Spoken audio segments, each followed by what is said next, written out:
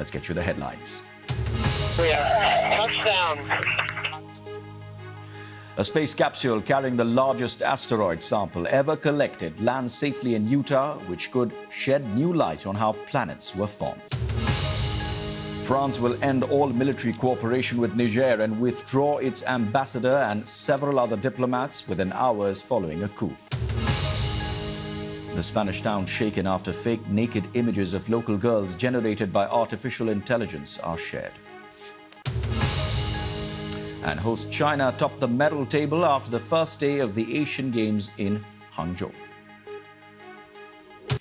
Now, the Asian Games are underway in the Chinese city of Hangzhou. President Xi Jinping was at the opening ceremony on Saturday. Now, esports have made their debut as a medal event, but there has been some controversy around the North Korean flag. Our reporter Nikki Schiller is in the newsroom with more. The opening ceremony was a spectacular affair with the usual light shows and fireworks. This is the biggest sporting event being held in China in a decade. It was delayed for a year because of the country's now abandoned zero COVID policy. More than 12,000 competitors are taking part from 45 nations or territories in 40 sports. Now, it is the first multi-sport event that North Korea is taking part in since 2018. Organisers have defended flying the North Korean flag, despite the World Doping Agency, or WADA, banning it at major sporting events outside the Olympics and Paralympics. That's after they deemed North Korea had failed to implement an effective testing programme.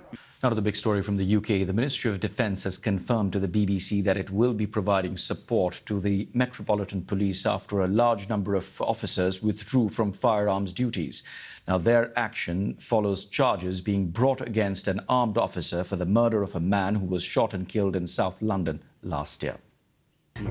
A space mission nearly 20 years in the making as a capsule containing asteroid samples touches down in the Utah desert.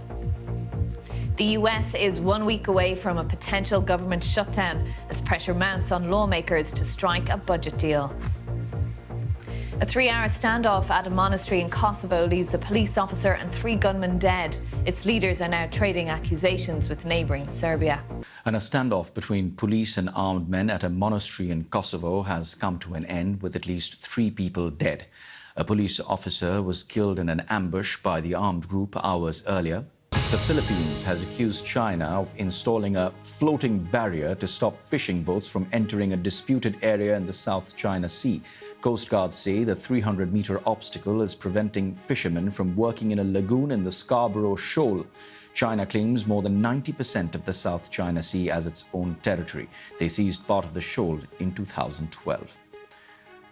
At least 16 people have died in a coal mine fire in southern China. The blaze broke out at the Shanjiaoshu coal mine, about 3,600 kilometers southwest of the capital. Beijing officials said an initial investigation suggested a conveyor belt caught fire. At least 34 people were killed on Saturday in a fire at a smuggled fuel depot in southern Benin near the border with Nigeria. Interior Minister Al-Hassan Seidu, who said the bodies were found charred at the scene and the 20 people were also injured, some seriously, and admitted to hospital. A second ship with Ukrainian wheat reached Turkey despite Russia's withdrawal from the UN-backed grain deal. The bulk carrier, laden with more than 17,000 tons of wheat, left the port city of Chornomorsk in Ukraine on Friday, bound for Egypt.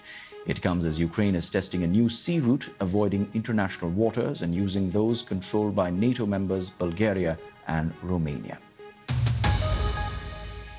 A story in Spain has seen an outpouring of anger and outrage this week. In a small town of 30,000 people, naked images of schoolgirls have been circulating. They are fake, and it's believed that they've been created using artificial intelligence.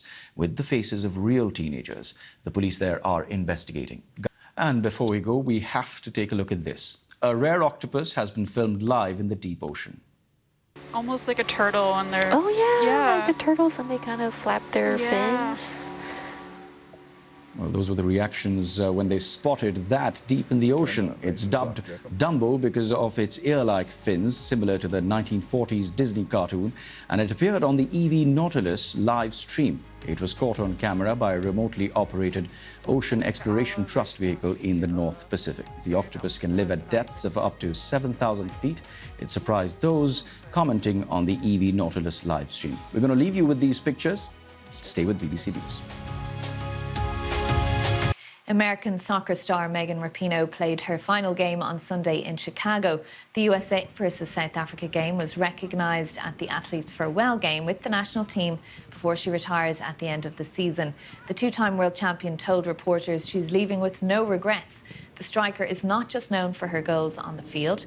Rapinoe gained a spotlight for her activism on LGBT+ rights, equal pay and other social issues.